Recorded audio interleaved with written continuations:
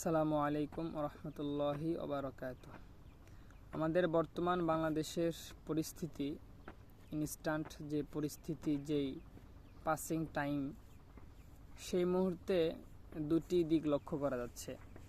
একটি হচ্ছে এক দৃষ্টিতে দেখলে দেখা যাচ্ছে যে এখন মানুষ একটু স্বাধীন চেতা, মানুষের একটু যাচ্ছেতাই স্বভাব জন্মে উঠেছে।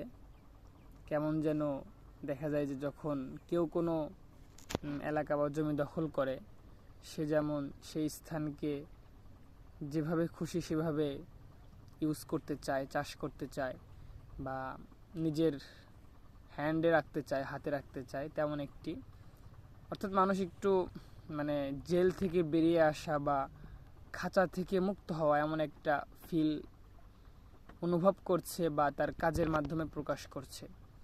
আরেকটি দৃষ্টিতে দেখা যাচ্ছে যে অনেক ক্ষুদ্র ক্ষুদ্র জনগোষ্ঠী, ক্ষুদ্র ক্ষুদ্র দল, যারা বিগত বছরগুলোতে সাউন্ড করার মতো শক্তি পায়নি, সাহস পায়নি, তারাও এখন বিভিন্ন ইস্যুকে কেন্দ্র করে, বিভিন্ন ইস্যুকে নিয়ে তারা বিভিন্নভাবে, কেউ হয়তো ভালো নিয়তেই করছে, সরকারকে চাপে রাখার কোনো নিয়ত তাদের মধ্যে নেই। আবার অনেকে আছে সরকারকে একটু প্রেশার ক্রিয়েট করার জন্য, চাপে রাখার জন্য এমন করছে। তো আসলে মানুষের নিয়ত যদি ভালো না হয়, তাহলে সে কখনোই তার কাজে সফলতা অর্জন করতে পারে না। আরেকটি বিষয় হচ্ছে যে বর্তমান যে সরকার রয়েছেন, তারাও চেষ্টা করতেছে যে কিভাবে বর্তমান সময়ের সমস্যাগুলোকে খুব ভালোভাবে সমাধান করা যায়। এজন্য আসলে আমাদের নাগরিক হিসেবে, আমাদের রাষ্ট্র, যেহেতু আমরা নাগরিক এই রাষ্ট্রের, তো সেক্ষেত্রে আমাদের উচিত আমাদের রাষ্ট্রকে সার্বিক সহযোগিতা করা। কারণ আমরা যদি সকল ব্যক্তি ঠিক হয়ে যাই, তাহলে সমাজ ঠিক হয়ে যাবে। আর যদি সমাজ ঠিক হয়ে যায়, তাহলে আমাদের দেশটা ঠিক হয়ে যাবে। এজন্য ফার্স্ট অফ অল আমাদের উচিত আমাদের নিজেদের ঠিক হয়ে যাওয়া। আমরা যদি আমাদের সকলের জায়গা থেকে যে প্রবলেমগুলো হয়, আমরা যারা ব্যবসায়িক আছি, তারা আমরা ব্যবসায়ী যেই সিন্ডিকেট আছে সেটা থেকে বেরিয়ে আসব।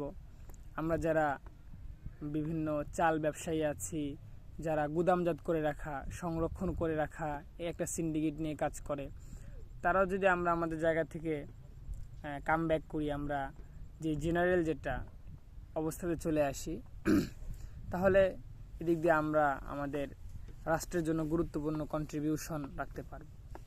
তো সেম ওয়েতে আমরা যেই পেশাকে নিয়ে থাকি, আমরা যেই সেক্টরকে নিয়ে লাইফ স্পেন্ড করি, আমাদের সকলের উচিত আমাদের সেই জায়গাটা থেকে ব্যক্তি হিসেবে, একজন ব্যক্তি হিসেবে সাপোর্ট করা।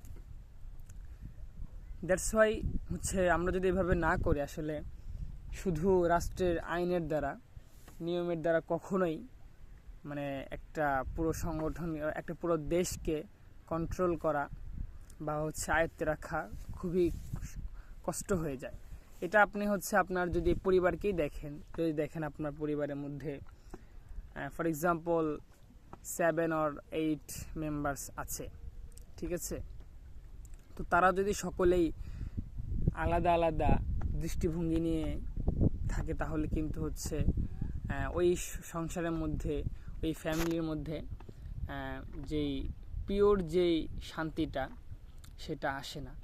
আর যখন সবাই সবার জায়গা থেকে হেল্পফুল হবে, সবাই সবার জায়গা থেকে ত্যাগ স্বীকার করার একটি মনোভাব, মাইন্ড সেট আপ করবে, তখন সেটাতে সকল একত্রিত থাকা, ইউনিট নিয়ে থাকা বা সফল হওয়া, বা সংসারের মধ্যে কোনো ঝামেলা আসবে, তবে সেটাকে নির্মূল করতে সবারই একটা মনোভাব থাকা, বা কোয়ারেলসকে নেগলেক্ট করে চলা, সেটাকে গুরুত্ব না দেয়া, যতটা ছাড় ত্যাগ এর মাধ্যমে পরিবারের সদস্যদের সাথে চলাফেরা করা যায়, এটা যদি করা হয়, দেখা যাচ্ছে ওই পরিবারের মধ্যে, ফ্যামিলির মধ্যে একটা কমিউনিকেশনটা ভালো হচ্ছে। তো এমনিভাবে বলা চলে রাষ্ট্র একটা ফ্যামিলি। আমরা যদি সকলে ব্যক্তিগতভাবে ব্যক্তি থেকে ভালো হয়ে যাই, তাহলে আমাদের হচ্ছে সমাজটা ভালো হয়ে যাবে, আমাদের পরিবারটা ভালো হয়ে যাবে, এভাবে আমাদের দেশটাও ভালো হয়ে যাবে। এজন্য আমরা আসলে আমাদের যেই দাবি দাওয়াগুলো আছে, বহির্বিশ্বে আমরা দেখেছি যে দাবি দাওয়া করার এত মানে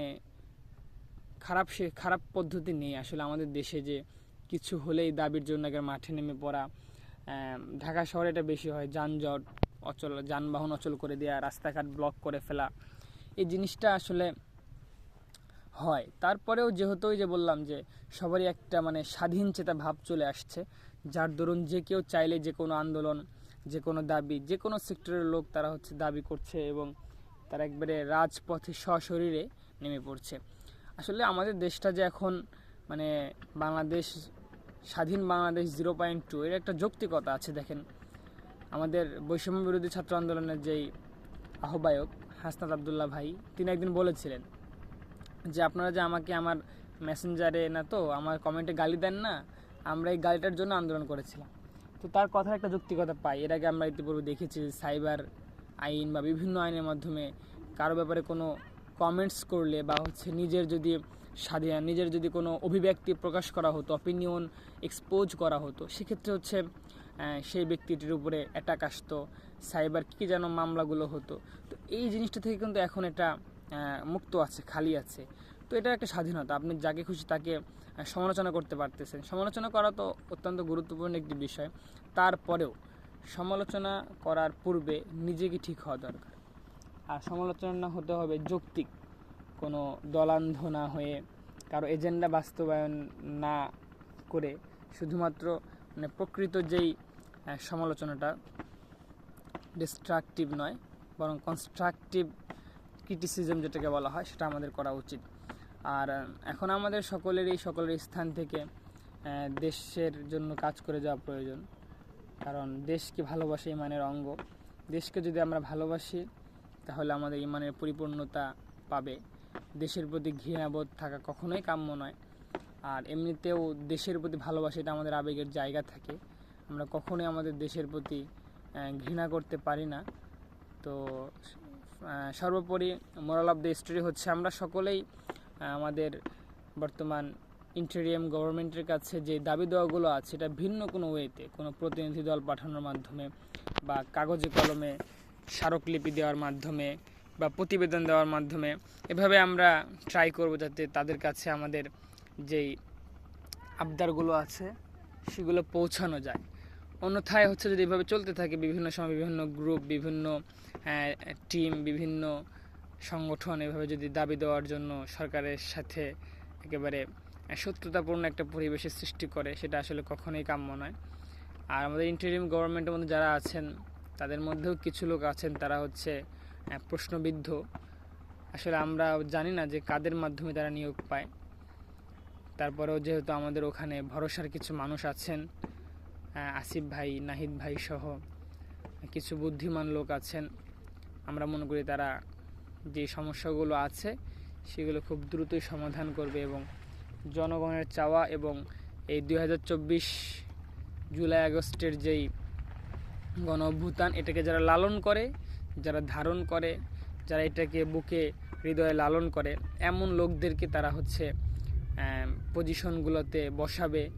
কারণ হচ্ছে আসলে যদি আমরা আমাদের 24-এর গণ অভ্যুত্থানকে ভুলে যাই, তাহলে এর চেয়ে বড় নিমক হারামি আর কখনোই হয়তো হবে না। এতগুলো আমাদের ভাই বোনেরা জীবন দিল, যেটা আসলেই তাদের রক্তের ঋণ শোধ করা কশ্চিন কালেও সম্ভব নয়।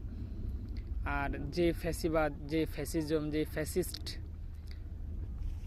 মাধ্যমে, যে ফ্যাসিস্টদেরকে পরাজিত করার মাধ্যমে আমাদের ছাত্র ভাইরা দ্বিতীয় স্বাধীনতা অর্জন করলো, এটা আসলে অত্যন্ত সুখকর এবং আনন্দের একটি বিষয়।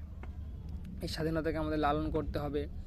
এই স্বাধীনতার যেই যোদ্ধা ভাইয়েরা জীবন দিয়েছেন তাদেরকে স্মরণ করতে হবে।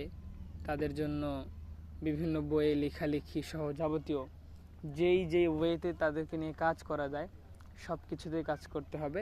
সর্বোপরি আমাদের উচিত গুরুত্ব দেয়া, যাতে হচ্ছে যে আমরা ভালোভাবে আমাদের দেশের জন্য কন্ট্রিবিউশন করতে পারি, দেশের জন্য যদি আমরা কন্ট্রিবিউট করতে পারি তাহলে এটা আমাদের জন্য অত্যন্ত সুখের একটি বিষয় হবে।